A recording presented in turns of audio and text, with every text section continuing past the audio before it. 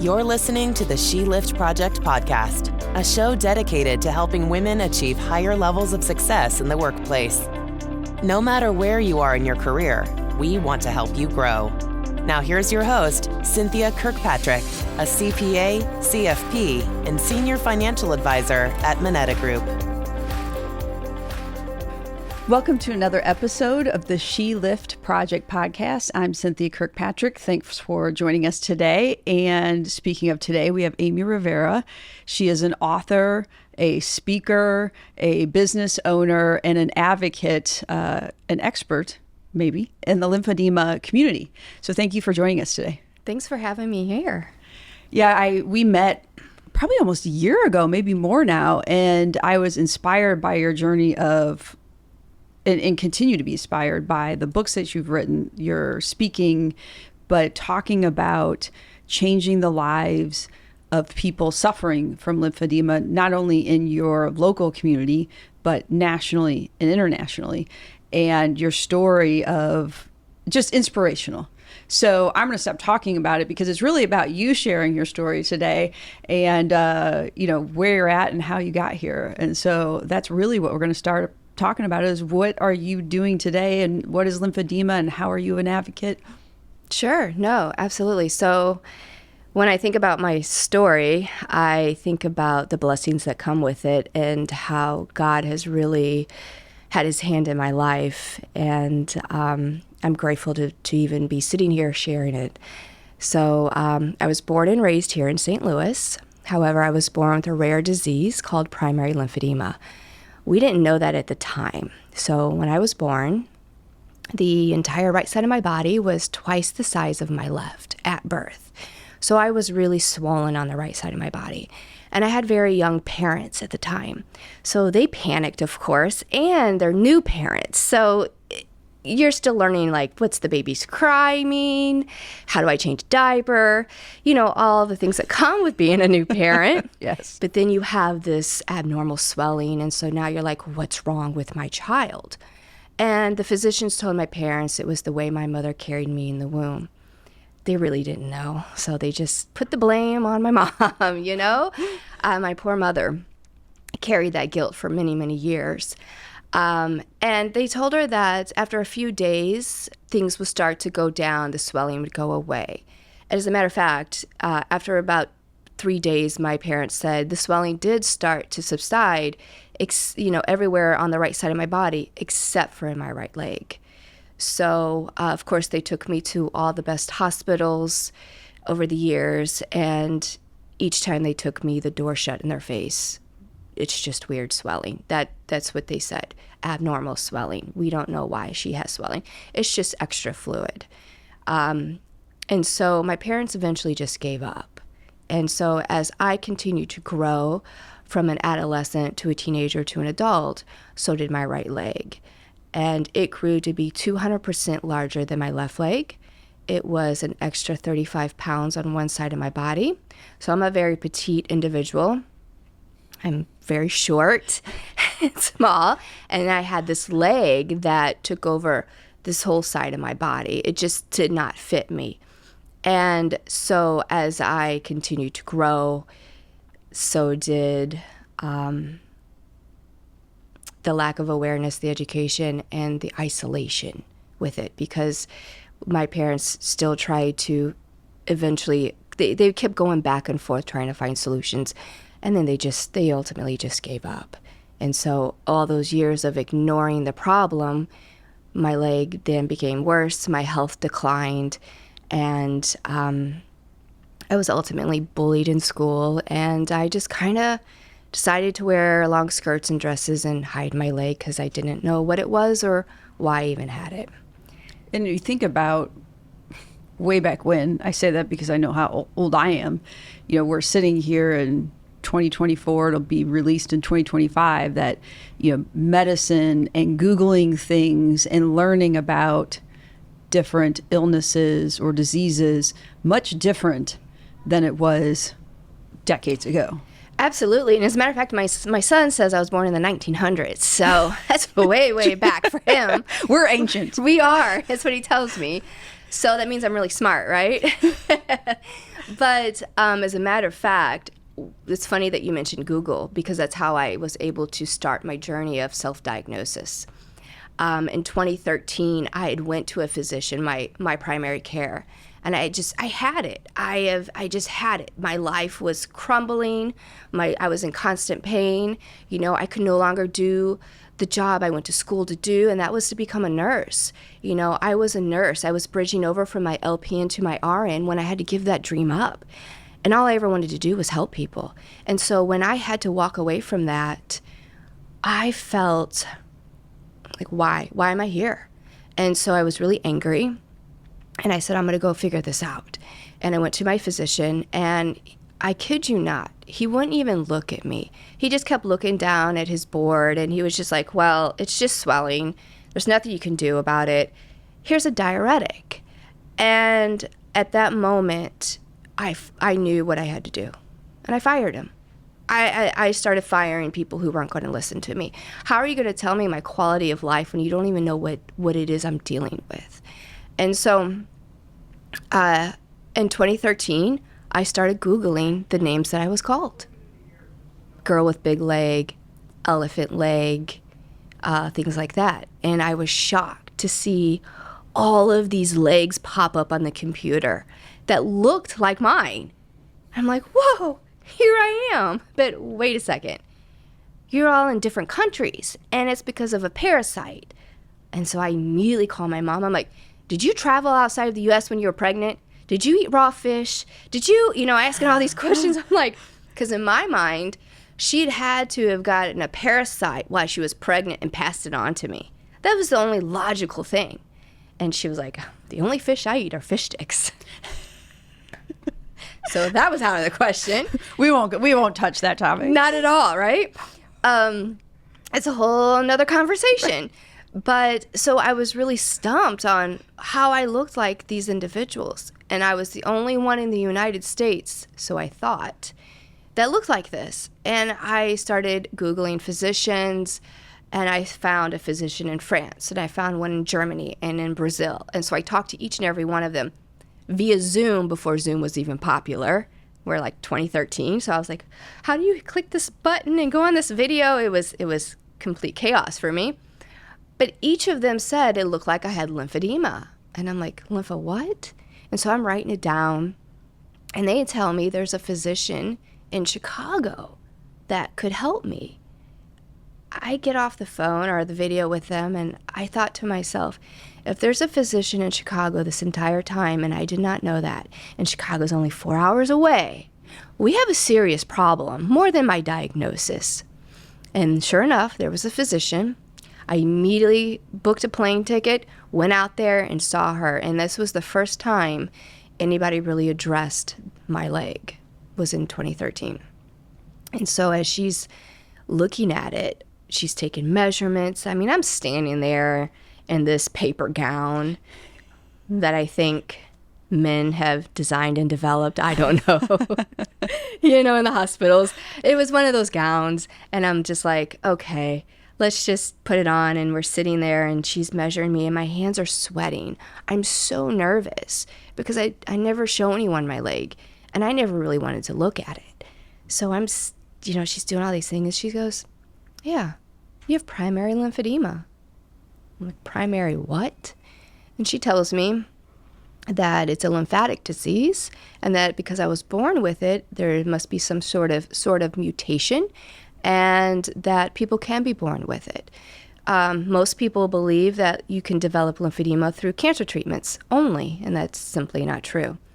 And so not only did I get a diagnosis, I also learned that over 10 million Americans suffer from it, and this was in 2013, so the numbers are growing as we're getting accurate diagnosis now, and 200 to 300 million worldwide. And I sat there for a second, and I said, you mean to tell me this whole time there were other people like me, and I had no idea? I mean, I'm in my 30s, and I hadn't met anyone who looked like me.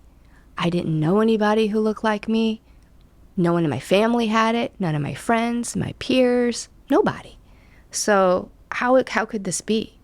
So I started to see the problems in this community, I call it, but in the disease itself, the lack of education, the lack of awareness, the lack of the financial resources, and most importantly, the lack of community.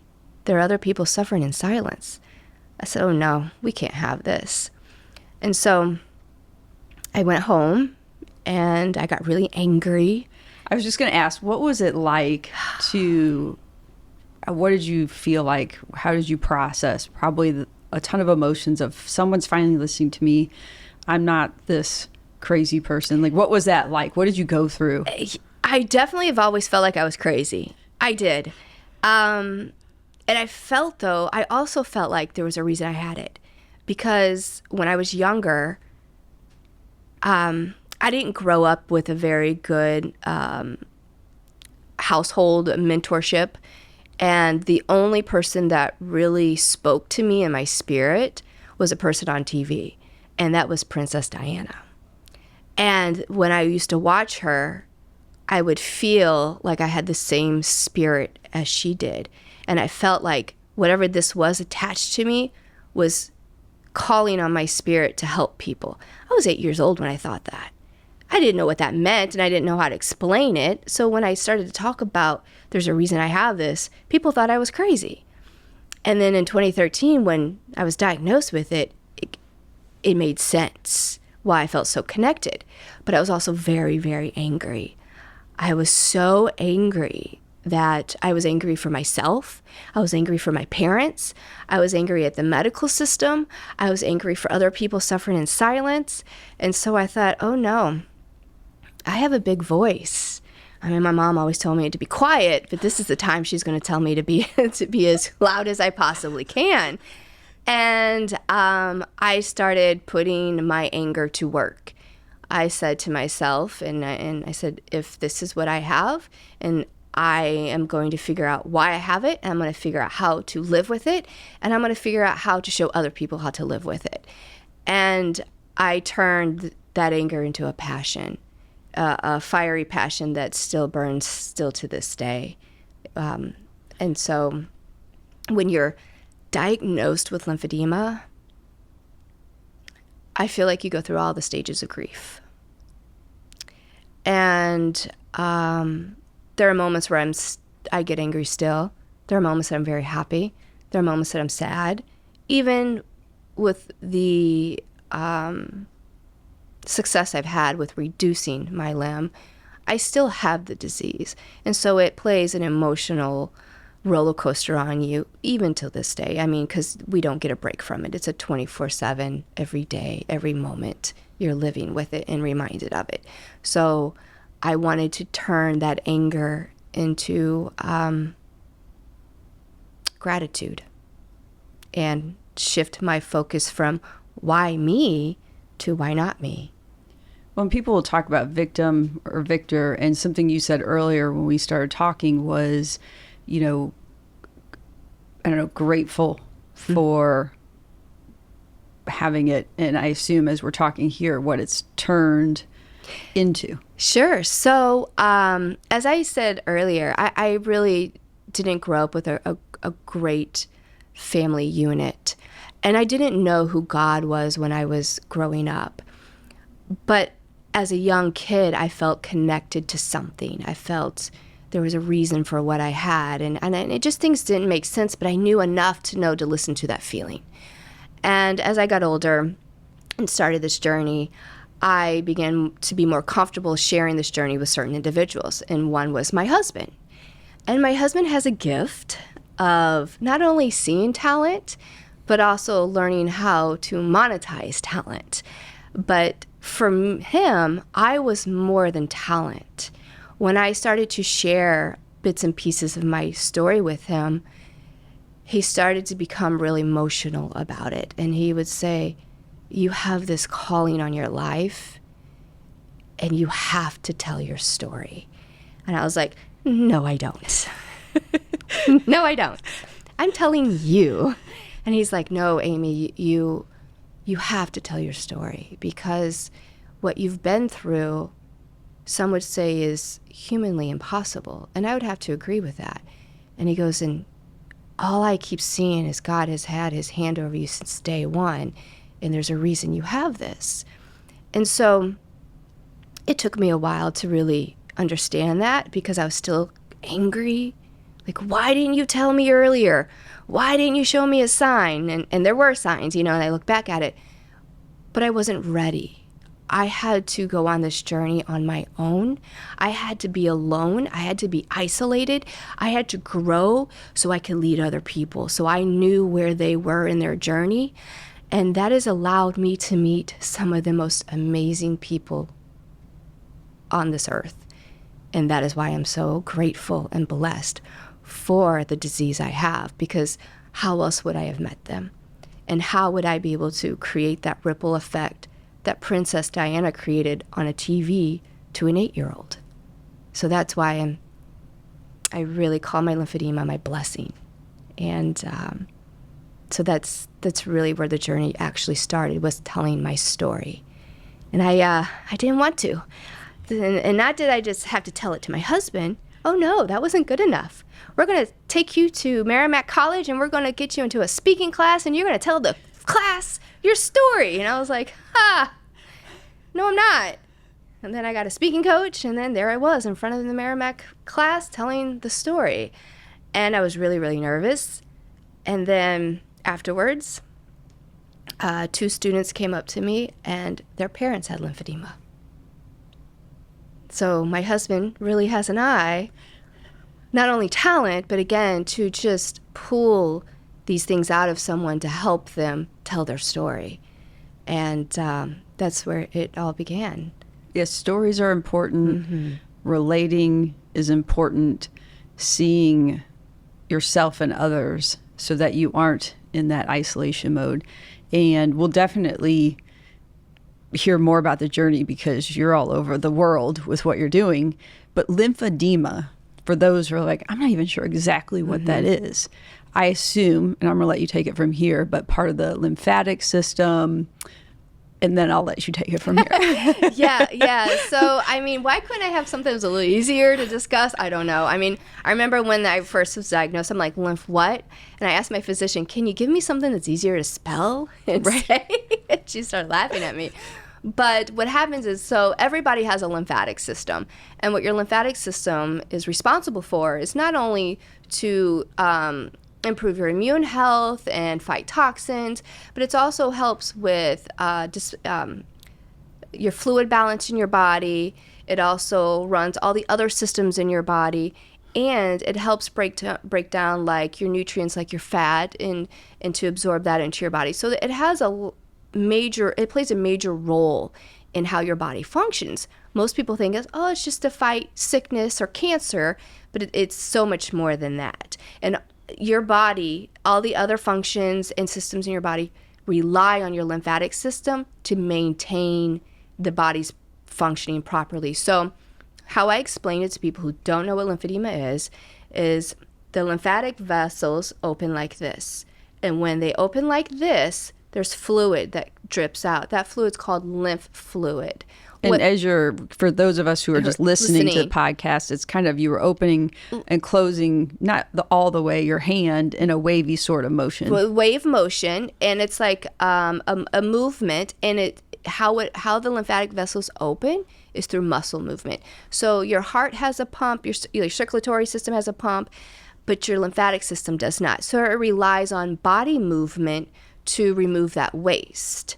And so if you're missing lymphatic vessels or nodes in certain areas of the body, the waste doesn't get removed. So the waste is sitting in the tissues, and how your body gets rid of it is through body movement, muscle movement. And the waste is either you sweat it out or urinate it out or through bowel.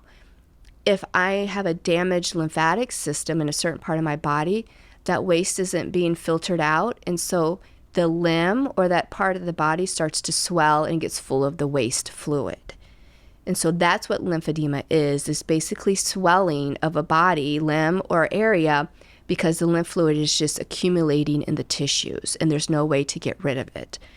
So that's going to be my first question. Well, how do we get rid of it? How do we get rid of it? So your body makes anywhere between 2 to 4 liters of lymphatic fluid a day. It doesn't stop. It's always making fluid because it's regulates your fluid balance. So what someone who has an impaired lymphatic system must do is wear compression 24/7. In most cases, like mine, I have to wear 2 layers of compression.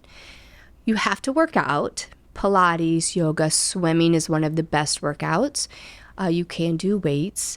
And then obviously nutrition. Nutrition is a huge factor for lymphatic health because, again, it helps absorb the nutrients in your body, and then it feeds your body. And then there's this thing called manual lymphatic drainage. People like to call it a massage, but what it is it's actually manipulating the skin to promote lymphatic flow out of that area. So you're basically a CLT, a therapist, is using her hands to move the fluid out of that congested area. And then as soon as that is done, they put some form of compression on to prevent the fluid to refill in that area. Which that'll be important later when we get back onto your story about compression. Yeah. And how you got more involved with that. So thank you for the explanation. And, you know, as you mentioned, it's the lymphatic system issue. But as you were telling your story earlier, I can only imagine that if your weight is so heavy in one area, or if your body is off kilter, it's not just that area that's going to be impacted. It's going to impact. We recently recorded a podcast with a pain management doctor, and she talked about how one little bit of being out of alignment, off, can throw so much more issues into the body and pain points in the body, that I imagine that's also what people with lymphedema are facing, is how must then the body compensate for that? Absolutely. You also have, with an addition of the physical pain, is what's it doing to your organs? What's going on in your body? If your organs are already working on overload to try to remove this waste. And a common question I get, and it's not ridiculous, it's going to sound ridiculous, but it's really not. People ask, can you just stick a needle in it and drain it? It's a very common question. And even at one point I asked the same thing. And you can't. The lymphatic vessels are so small. They're smaller than like one little hair. So it's really impossible to drain something that's in between the tissues, and it's a fluid, and it's so microscopic, it's hard to see. So the only way to drain is through those techniques that I explained. But you also have that pain that comes with it. So when my leg was at its worst, I wasn't able to walk with a gait that most able-bodied people have. I would have to swing my right hip out, and I would have to walk fast to gain momentum to carry that extra 35 pounds. So not only was my left knee hurting for overcompensating, but my hip was out of place, my right knee was hurting, my lower back. There's a lot of pain that comes with lymphedema if you can't manage it correctly. And how you manage it is through those ways that I've explained. I wish there was a magic pill, but there's not. There's magic movement. Magic movement. I like yes. it. Yeah.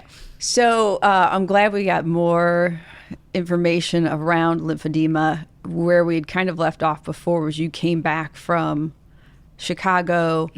You took the speaking class to get ready to tell your story. A lot of times, I'm so glad you are, that, you know, those two other students, classmates had said, my parents went through that. Where do we go from there? What happens next? Well, I used to just give out my phone number. My husband's like, no, you so can't we're not doing that today. We're not doing that today. You can find her. We'll talk about it later, social media, but we're not giving out phone numbers. Right. So I'm so close to it that anyone who's hurting, I want to help. Because when I meet someone who has it, I immediately go back to when I felt alone. And I just want to help people. So what I did was I gave out my phone number, and then I got on a call with them, and I just started sharing my story. And they were just, can you wait? I'm going to write this down. Okay, this is great information. They didn't know anything. And are these people also going through lymphedema, or just anybody, doctors, therapists, anybody interested in? Well, at first it was just people with lymphedema. And then it turned into, I have consultations with therapists who treat lymphedema. I have consultations with physicians who treat lymphedema. I have family members calling me. I have caregivers. I have home health care clinics calling me because I'm the expert patient. And I'm going to give the most valuable advice on how to get their patient or their loved one to thrive with lymphedema than simply survive. And so it's turned into this huge consulting company that I never imagined doing, which I'm grateful for. But that's really how it started, was just sharing my story. And when I talk to individuals, even with consulting, I'm just very real with them. I'm very honest about the journey. I'm very honest about my thoughts on different things like surgical procedures, how I feel about them for me and myself in my journey. And I have thrown myself into the research part of things. And it's just all grown into this amazing ecosystem of helping people with lymphedema. But it really started with just people with lymphedema, or they thought they had lymphedema. That's where it really started. So how do you build, we probably need to talk twofold of what all do you have going on now, but then how do you go from finding out in 2013, that's what that's called, that's what I have, to building this ecosystem of support, products, consulting, expert speaking engagements? My husband. I know I keep bringing him up. No, he really helped me understand if I wanted to create the ripple effect and I wanted to reach the masses, I had to really pour into myself. I had to educate myself. So I did a lot of self-education, not just on lymphedema and lymphatic diseases, but on business, on how to speak, how to manage individuals, how to consult. I went from a nursing background to, giving IVs to consulting someone about their health. I was a little nervous. So that was the first thing I did, is really educate myself and to make sure I understood the value I was going to provide people, what that value was, and how it was going to improve their life. You said important things there, pouring into myself, but also taking on that grit, that resilience, that onus to say, I'm going to learn all of this. Business management, consulting, leading people. If somebody's out there saying, I want to start a business and I'm really passionate about it, how do they do what you did, build those skills? We're not always just going to the library or pulling out encyclopedias like we did way back when. I know. I kind of miss those days sometimes, but it makes my work much easier now with the way things are. First off, passion's great, but it's not the driving force. If you're only going to do it for passion, you're going to burn out, because business is hard. Work is hard. You have to know that if this is really what you're called to do, and everybody has a gift, from mowing the lawn to cutting hair to writing books to traveling and speaking, from watching children, everyone has a gift, and those gifts could be passions. But if you're serious about it, you have to have that talk with yourself. Cut out the nonsense, cut out the distractions, and really hone in on how to take your passion, turn it into a purpose, and then turn the purpose into a business. And you have to know how to do these things, because, like I said earlier, sometimes I'm too close. So that's why I have someone else in my corner to do the negotiating, to do the contracts, do these things. Because honestly, I'd do everything for free and I'd be bankrupt, right? Right. But I have to be able to be real with myself and say these things are needed, and those are not areas of my expertise. And if I want to continue to provide this service for people, I have to build a business from it. And you have to be willing to work late nights. You have to be willing to not only work on the business, but work in the business at first. And then you have to learn how to scale your business, so then you can work on the business again to give back to more people. And if you're not willing to do those things, then keep it as a passion. Keep it as a passion project. Keep it as something fun to do. Keep it as a hobby. That's my my advice to people who really want to turn their passion into business. You got to look at it as a business and look at the hours it's going to take you. And I'm not saying this to steer anyone away, because I wouldn't trade it in for the world. I wouldn't trade it in for worlds. I mean, a lot of times I work from home in my compression, and then I'm able to get up and move and do the things I need to do to work on my body. And then there's days where I have the 12, 13-hour days, but I'm doing what I love, but I'm also doing what is needed. So you have to marry those two. It's not like quick success. It's a lot of hard work. I imagine a lot of meandering and pivoting too. Yes, there's a lot of pivoting. I look at failures now as learning experiences. So if I haven't failed, I'm going to fail, and I'm going to enjoy the failure to learn from it. And I'll tell you, there's been a year or two where it was nothing but failures. And I'm like, pivot here.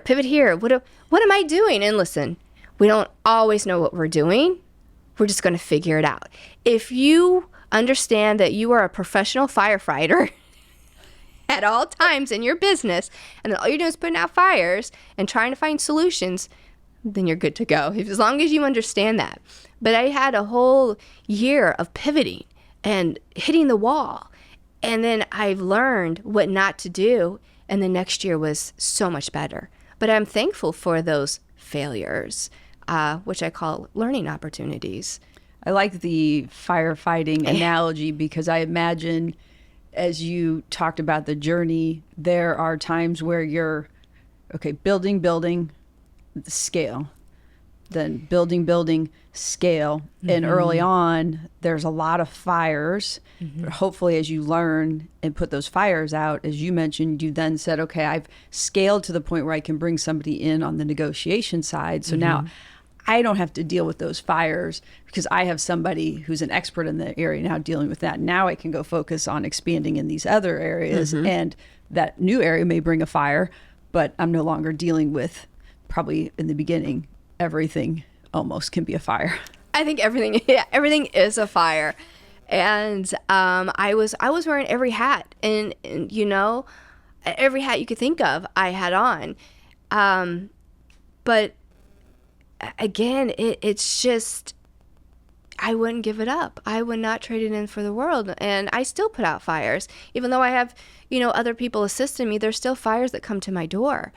But they're less stressful, because I had those learning experiences. And the one thing I've learned is that there is no emergency in business. And what I mean by that is, take the time with your family. Take the time for yourself. Take the time to educate yourself. Take the time to pour into yourself. And when there is an emergency, you'll get to it when you get to it in certain things. But the emergency is pouring into yourself first, so then you're able to put out those fires. Yeah, I almost imagine it as if you burn yourself too long, too hard, then you may almost be setting yourself up to create emergencies that weren't there, because you're running on little sleep. Your stress and anxiety is worse. Your health is worse. All of that maybe that I'm actually going to sleep tonight versus try to get that emergency may prevent more coming your way. Exactly. And here's the thing. What is going to be staying up at 11 o'clock at night to send this emergency email that's not going to be read until 8 a.m. in the morning? Why don't you go to bed, get your rest, then get up? Your routine starts the night before. So if you get up and then you're refreshed, then you have energy, you have clarity, and you're able to attack this emergency with more understanding on how to solve it, rather than, like you said, you're burning the candle at both ends and you're trying to figure this out. You can make a bigger issue out of it. So, that's the way I look at things is, are they going to read it right now? Or is it going to affect me right now? Or is it going to affect me here? And that's how I really evaluate emergencies, so to speak. But I've learned by burning myself out what not to do. And I've done it. And all those things that you mentioned, the lack of sleep, the poor nutrition, the stress, are all inflammational triggers. And if I have an inflammational disease already, I need to control these triggers the best I can. And being an entrepreneur, it's like they go hand in hand already. Like, you're going to get an entrepreneur? Here's your backpack of triggers. I like that backpack of triggers. You know? So then you need your wellness bag of how to combat these triggers. And everybody has triggers, but it's how we combat them that really help us succeed in just living everyday life. How do you combat them? What's in your backpack of tools and tricks to combat? Yeah. So first thing is being organized. I really have to be organized. Not only do I use like an electronic calendar, but I write things down. I also set reminders for myself. And then I make sure my routine is like, you do not interrupt my routine. Routine is everything to me. In the evening times, I stop work at a certain time. Children help you do that. Activities and events. But if you don't have your children with you at that time, you still must maintain that routine, because it's easy to say, well, my kids aren't here, so let me work on this. No, let me work on myself. Let me get up and move. Let me do these things. Let me read. Let me, work out. So once that time work is done, it goes into my routine of taking care of myself. If that's meal prepping for the week, if that is reading and then doing some yoga, stretching, and meditation, I do that. Every day I do those things, the meditation, the stretching, not just for my stress and my mental clarity, but for my inflammation as well. I also work out 3 to 4 times a week. It doesn't have to be strenuous. It could be bands, light weights, rebounding, just functional movement is really good. And then I make sure that I'm ahead of schedule on things. Just like if I was going to be here, I knew to leave, earlier. I knew to prepare the night before and have everything done. After this podcast, I have 2 in-services. I'm already prepared for them. So I'm not really stressing on the day-to-day business if my routine is set. The routine and preparation. The routine and preparation. Yeah. And isn't it funny how you have to get to a doctor's appointment, you have to drive somewhere, and if you have the night before all the paperwork that you need to bring with you, or the directions, and you know exactly where you're going in the building, how much calmer that allows you to go into that event. It really calms you for the rest of the day or days to come. It really does. And if you just take that little bit of time to prepare, it gives you hours of time back, and it doesn't stress you out. And and then you look at your day and like, well, I have this, and this. Okay.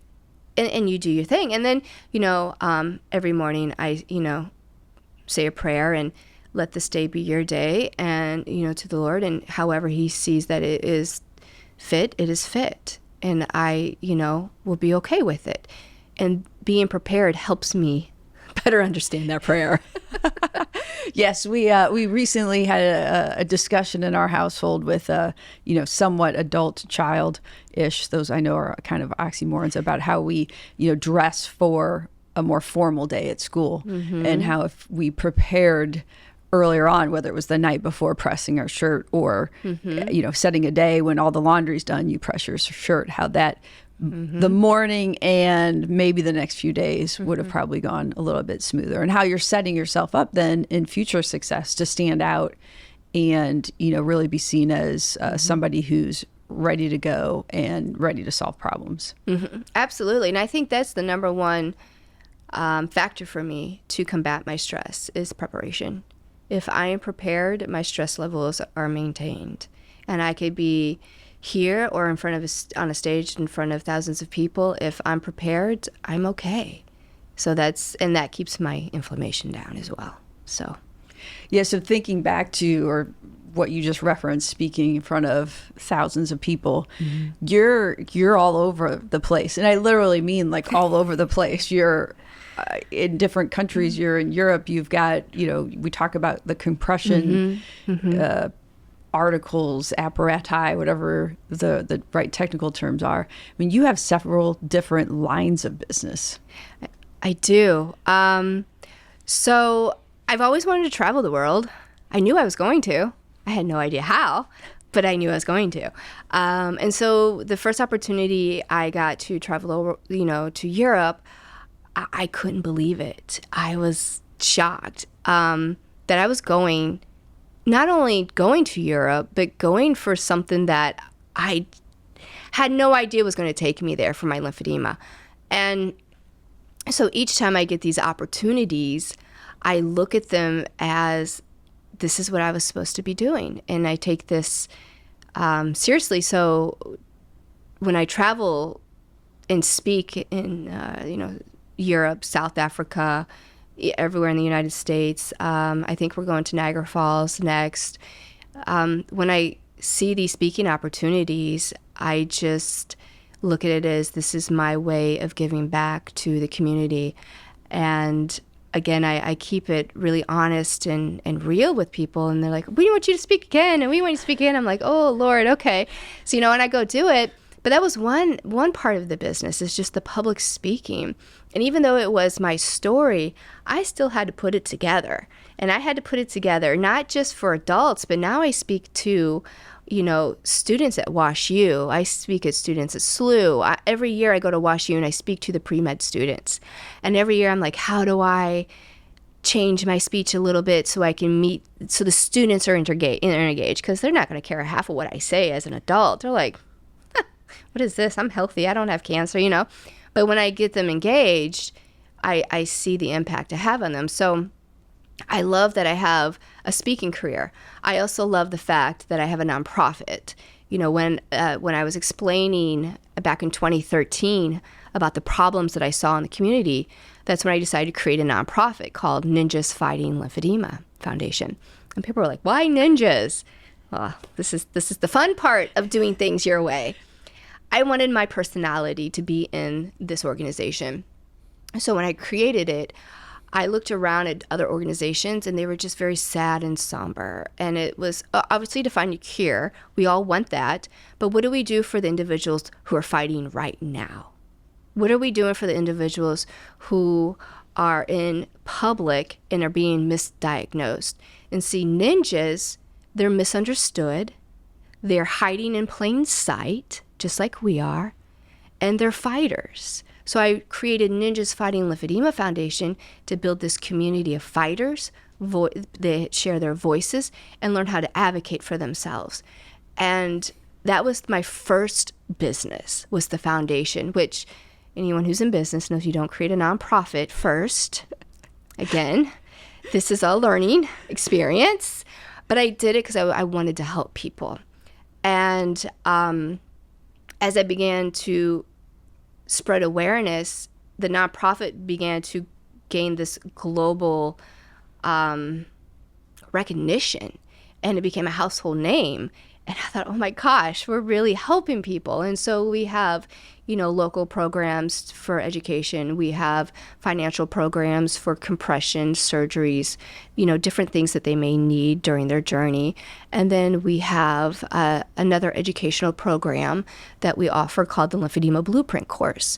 And so all of this has stemmed from my pain. And it stems from not having anything. And so after I created the nonprofit and it was going well, and then the speaking was going well, my husband's like, here's what's next. And I'm like, oh boy, what's next? And what was next was compression. I never thought I'd be in the world of compression. I always thought I would wear it.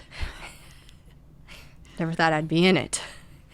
And so I started going to these conferences for speaking and having a booth for the nonprofit. And then, of course, I get to see all these amazing products. And so as I'm walking around these conferences, people at the booths are calling my name. They want me to try their product. A lot of them know who I am. And there's a lot of great products out there. So my home is full of products. I've tried everything, right? Give my honest opinion. And the one thing I've learned with lymphedema is that not every product is perfect for everybody. And sometimes the products that work for me one day may not work for me the next because of my swelling from maybe hormonal triggers, stress triggers, anything that will cause a flare-up. So when I saw this product called Fast and Go Hybrid Compression Bandages, I was intrigued and skeptical at first. So it's the only single layer hybrid compression bandage on the market and in the world that we have and we distribute. And what happened was when I saw this product, I fell in love with it when my leg was at its worst, and then I fell in love with it when my leg was at its best. So I tried the product before my surgery, which we'll talk about, I had in 2018. And then we tried the product after my surgery. And I loved it so much that I wanted to get behind it and bring it to market and bring it to the US and offer it as a tool for people who maybe physically cannot bandage themselves, or psychologically cannot get over bandaging themselves, or if they're claustrophobic and they can't bandage themselves. Like, there's many things that go within multi-layer bandaging, which is a form of treatment for reducing the swelling. And if it's not easy for an individual, they won't do it, and then they're going to suffer even more. So I really started to create this brand identity as an innovator and a thought leader in this space. And these bandages are definitely an innovation. There hasn't been an innovative bandage in over 20-something years. So I wanted to take it and say, here we are, let's try this. I had no idea what I was doing. Just going to make that very clear. No idea. I just knew it had to be out there for people as an option. And so we now have another part of the company called Rivera Hybrid Solutions, and Fast and Go is the compression component of that. And then we also have the Lymphedema Blueprint course, which is for individuals who are newly diagnosed with lymphedema. So when I was diagnosed, I felt like I won the lottery, because I'm like, yes, there are other people out there like me. I have a diagnosis. I'm not alone. And then when she said, she is, and my physician says, but there's no cure and it progressively gets worse. How much worse can it get than a 200% larger leg that looked like a tree trunk? I mean, how much? That's what I thought. And when I heard those words, I'm like, I can't let my life just be this. And so when I was in that office, all I heard was lymph, worse, and no cure. I did not hear anything else. And I was stuck on those words.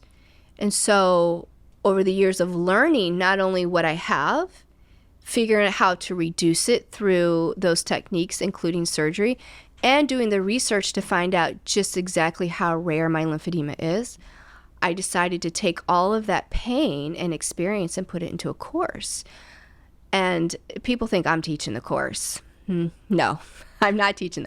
I am the expert living with it, but I'm not the expert treating it. So what I did is I brought all the experts together in the course, and they each teach modules on how to change your mindset, surgical interventions. There's an attorney talking about your rights for insurance coverage.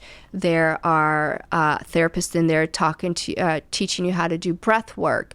Like, it's an interactive course, but it also it's everything in one spot for someone who's newly diagnosed. So if a physician says you have lymphedema and that's all they hear, here's the course to take you through it. And so I hold their hand, in essence, to walk them through their journey through this course. And then we also have one-on-one consulting for people who took the course and they want to learn more about their own lymphedema, if that's research, if that is genetic testing, if that's having surgery, then I offer those additional services. So I am, again, the firefighter for the community. And I wanted to take all the legitimate excuses out. No one knew where to find this information. No one knows if the information was right. You know, you're always Googling, and they say don't Google when you get a diagnosis or think something. Everything on the internet is correct. What are you saying? Right? I moved this. Everything's correct, right? And so I wanted to remove that and give them this, because my goal is to teach that individual who's living with lymphedema how to be their own advocate. and use their own voice. And in order to do that, we must start with the heart. Start with the mind. We got to change the mind. And then the mind connects to the heart, and then the heart connects to the body. And that is how the course is designed. It starts with mindset, and then it goes into education, mindset and heart, and then it goes to education on how the body works as a whole. Not just, we don't go straight into lymphedema. We talk about how the body works as a whole, and then we go into lymphedema. And so they have a full understanding of how to treat themselves as a whole person rather than the symptom itself. And that's really what I focus on. Yeah, there's a saying in our household. Basically, my husband said this more than once, so I'll give him credit for it. On air, everybody can hear that I'm giving him credit for something. I think, I'm going to get it wrong, but something about the longest distance is the 18 inches or whatever from your mind to your heart. So opening up, I'm not even going to look over into the corner. He's off over there, probably smiling and pointing at me or trying to dial everything. But I think that piece is so important, that mindset to heart set, to get those aligned. And I think that's interesting that you start there before diving into, and here's everything you need to know about what you have lymphedema. Because it's overwhelming. It's overwhelming. And here's the thing. I'm going to keep it real. Nobody wants to buy anything I'm selling because it's not fun. It's not something you want. It's something you have to have. It's a necessity. Nobody wants to pay for their medication. Nobody wants to pay for physical therapy. We'd rather go have fun or treat ourselves. It just is what it is. So when that person comes to me, I really want to open up to them, and I really want to connect with them. I want to connect with their heart. I want to connect with their mind first, and then talk about how to live with lymphedema, because it is a daunting conversation. It is a sad conversation. And some of these people that come to me are maybe in the angry part of their journey, or the sad part of their journey, or feeling hopeless, or they feel great and they just want someone to kind of bounce some things off of, and they feel like they're going in the right direction. Wherever they are emotionally, I can meet them there because I spent all those years by myself in the wilderness of lymphedema. And again, that's my blessing, and I'm able to connect with them. So when I do connect with them and then I share all of my experience, then maybe they're a little motivated to then pour into themselves and purchase this course, or try the compression, or maybe look into other things that help them. Maybe I inspire them to do things on their own a little more, have a little more confidence in themselves. And advocating has been a theme through what we've talked about today, not only and we've heard this from others on the podcast, when you have a medical issue, question, or concern, to make sure you don't stop, you keep asking questions, you fire those that aren't helping you, but you advocate in, to try different new things. You talk to doctors in Europe and Brazil, et cetera. Take it as far as you need to, when something's off.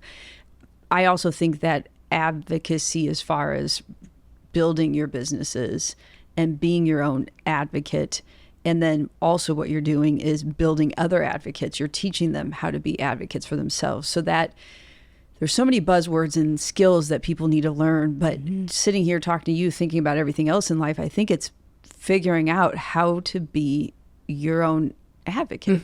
It is. It's as simple as it sounds. It is so very hard, especially like what you just said about firing those who don't listen to you. I used to be of the mindset, they have an MD behind their name, they know everything, right? And that's the incorrect way to think about anybody in any profession. Because at the end of the day, we're all human, and we can't possibly know everything. And then when it comes to the human body, we barely know enough. We know enough to be dangerous, but we don't know everything. And that's why we call it practicing medicine, right? That's the way I look at it. It's practicing medicine. And so when these individuals come to me, it's like, my doctor said, I understand that, but you live in your body and you're the expert of your body, and that everything that you may go through might not be in a textbook. And I'm a living proof example of that. As a matter of fact, I just came back from National Institutes of Health. I've partnered with them on rare diseases, focusing on rare, lymphedema. And come to find out, I have such a rare form of lymphedema, I make up a 0.2% of the population. And they asked me, how did you get here? How did I go from firing my doctor, my primary care, to now sitting at the table with NIH? And it's because I listened to my body, and I kept going, and I kept going, and I kept firing people, and I kept asking questions. And there's a way of doing it without being disrespectful or brutal to the people who did go to school to help you. There's a way of doing it. And for me, it's just I needed to know these answers for myself. And not everybody has to work their way up this, to the NIH, but you can start with your primary care. If something doesn't make sense, ask those questions. And if they're not willing to listen, get a second, third, how many ever opinions you need until someone's willing to listen to you. And that's the frustrating part. And a lot of people give up. And then they give up because they think something's wrong with them. And they're like, oh, it's all in my head.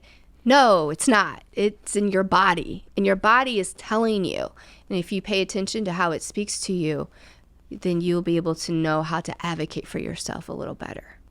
Yeah, and I feel as though that so many great points that you said there, that translates to everything in your life, business, your career, success, that for the most part, there are these people, these doctors who do want to help. That's what they're there for. They may have too much on their plate. They may have been taught a certain way to practice to where they're not continuing to ask those questions or be open to, wait a minute, I may not know the answer. That's okay. Let's figure out how to get the answer for you because you know better about what your body's going through. Again, whether it's medicine, I've seen that, felt that in business, that, you know something's off. You know you need to ask questions in a respectful way. And hopefully the person sitting next to you across from the table has that mindset of, you know what, I don't know everything. I'm willing to ask some more questions, and I'm willing to maybe go on this journey with you to say, how do we figure out the right best fit answer? It's absolutely correct. I mean, and it all comes down to communication. And there's more of us that don't know how to communicate than there are of us that do know how to communicate, because the art of listening is gone.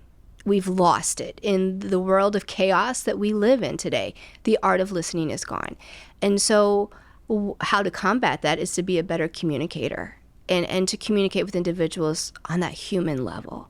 And, you don't want to go to a physician who has spent hundreds of thousands of dollars to educate themselves, who spent their entire life giving back to this, and then you tell them, you're wrong. Well, I mean, the door will definitely be shut on you, right? But if you say, I understand, I respect what you do, and I do. Can we just look at this? Because this is what my body's doing. And that's really how you start the conversation. That's how I had to start with many of my physicians. And there's many times where I was not listened to. And that was okay. I just knew that person wasn't right for me. And I just kept on moving. And then I would send them a brochure about lymphatic diseases. I was going to ask you, I was like, should I go there? Yeah. Is that safe? Yeah. To ask, did you follow up with them? Yeah. And or say, well, thanks for the time before, but hey, here's what I found out since then. Because honestly, you don't want, I laugh and I don't want it to come across snarky, but you want that information to be in their hands, because think about however many more people potentially they may come across that could be helped. Absolutely. And that's the way you advocate. That's the way you spread awareness. I look forward to these conversations because I know down the line I'm going to help somebody. And I do send these things to people. And sometimes they call me back and they ask for more, or they say, oh, I have this patient. Great. Let me, here's my information. And that's really how I've become a partner to not only the therapists, but the physicians as well. We worked well together because like you had a great point earlier about they might be overwhelmed. There's one therapist per every 10,000 patients in the lymphedema community. Now those numbers can be they're changing as more and more therapists are becoming certified. But think about how overwhelmed they are. I have personally seen therapists give the shirt off their own back to patients, take money out of their own bank account to pay for supplies, spend their time with us, extra time. They will pour into us because they feel for us. But then we don't go pour into ourselves. We go home and we sit in this chaos, this emotional chaos. And then we go back and we just vomit all this chaos back onto our therapists. And then there they are taking it in again. And so they are our first responders in lymphatic diseases. And I want to be able to give that time back to them, which is why I created the course. I want to put that onus back on us. And what perfect person to do that than someone who lives with it? I can tell you what to do and how to do it, but don't let a physician or a therapist tell you, because they're going to say, well, you don't live with this, you know? And I know this because I used to think that way. And now I'm able to say, but I do live with it, and I'm telling you what helps. And my journey started, yes, I was born in the 1900s, but my journey really didn't start until 2013. With the diagnosis, and I'm still on that journey still to this day. Even though I've been able to reduce my leg to where it's 2% larger than 200% larger, I still have the journey ahead of me. And so that's where we have to really hone in on communicating, what works for me, advocating, and how can I give back and give to somebody else. And that's really the focus of all of my businesses together, is to give back to people, to see people happy, to see people thrive, and to be an advocate, not only for themselves, but for those who are maybe not strong enough to be an advocate yet. Yeah, and things you said there that layer across everything we do is there's going to be good days, bad days. There's going to be, setbacks. Thought everything was going great. It's that grit and perseverance and adapting, knowing it's never, hey, I mastered this, it's smooth sailing, which I think goes back to related to a piece that you said, that really being a good business owner, a good leader, a good communicator is intertwined with saying, I'm going to continue to learn. I know I don't know everything yet. I'm going to be open and real, as you said before, and vulnerable, that I still have so much more to learn. And that's part of my journey, and I'm going to accept that as part of my journey. Yes. They say the smartest person in the room is the quietest. I love being quiet. I love being around people that are so much smarter than me. And I can say that because if I've learned everything, then why am I still here? Why am I still here? So when I'm around people that are smarter than me, I'm just like, I'm listening. I'm like, okay, how can I incorporate what they just said into my own life, to my own business? How can I, do this? Or, even when I listen to podcasts, okay, I like to listen to podcasts because they tell me where I'm at in business. Like, all right, I did that failure. I got that failure. All right, I got this one. All right, I am going in the right direction. I listen to it because it confirms where I'm at and where I'm going. But it also allows me to see that I'm not the only one again. That sense of community, that sense of someone else is doing it as well, that really helps me stay grounded and say, tomorrow's another day. Let's learn again. Let's do this again. And I think that's why I've been, like you said, so successful at doing what I'm doing, because I'm willing to put in the work to learn. And there's still so much to learn, still to this day.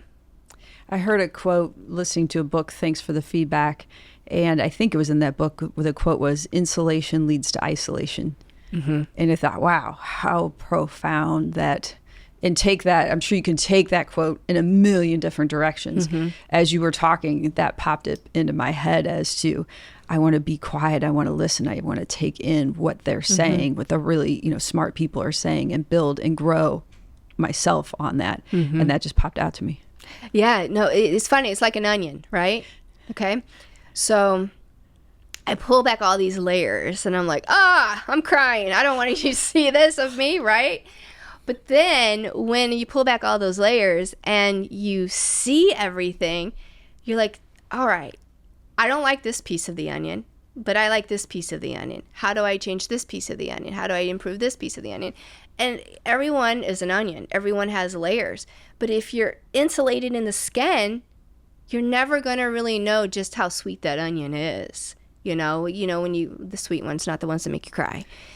But I love what you said there is, you think about an onion and it's closed up and it's compact, and to really see the beauty and get the essence and what you want the onion for, you do have to open it up, and it's okay. It might make you cry. It probably will a little bit. However, that's how you get to the good stuff. Right. You get to the core of it. And and there's always, we all have a great core, once we peel back those layers. It's the peeling back is the growth process, and being vulnerable. Now, don't be vulnerable too much in business. Right. You can't go everywhere sobbing or just talking about yourself. Don't be so vulnerable that you make bad decisions and bad deals. Right. Bring in that person who can help you with the negotiation side of things. But be vulnerable to yourself. Be vulnerable that you don't know everything. Be vulnerable that you're a professional student. You're always going to learn. And with the way technology is today, there's no excuse not to learn something. If it's dancing, if it's cooking, if it's education, you can learn business. You can learn so much just with the tools that are out there to teach you. And so you can learn at your own time, in the privacy of your own home, if you have anxiety about learning in front of others. Like, there's so many different ways to grow and to peel your onion. The hard work is you just doing it. That's the hard work. I think about it. We've already been talking so long. We could go forever, but you don't have forever. We both have other things to do. People might be done listening to us on their drive.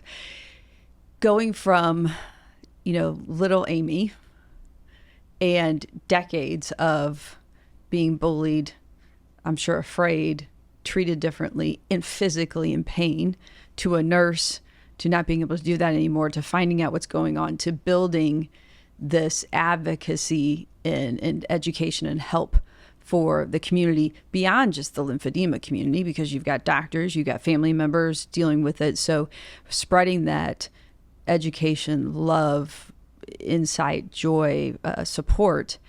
We didn't even touch upon, you have some books out there. Again, you have the communities. And maybe that's a little teaser. We just leave it there, and people need to go find out more. As you said, with the internet, you can learn and find out more. How does everyone find you in those different spaces if they want to learn more, or they know people who need the help and the support that you're providing? Sure. So the first place you can go is to riveramethod.com. That's our website, and that has everything on it. It also has all of my socials, and you can reach out to, I think I have every social media account there is. So whatever platform you feel is best for you, you can reach out. Again, you can find everything on riveramethod.com, from the bandages to the consulting to the course, the books. We have other products as well. So even if you just want to talk. We're not giving out your phone number that anymore. However, you can reach her that way. Yeah. And even just to watch from a sitting back business standpoint, to watch what you're putting out there on LinkedIn and what you're doing and the different ways you're building your business and connecting with people is innovative and inspiring. So, you may just sit back and say, well, I'm not in the lymphedema world, but I want to see somebody go from 0 to 1,000. What are all those different things that you're doing to, build that business alongside with your passion and what you're living?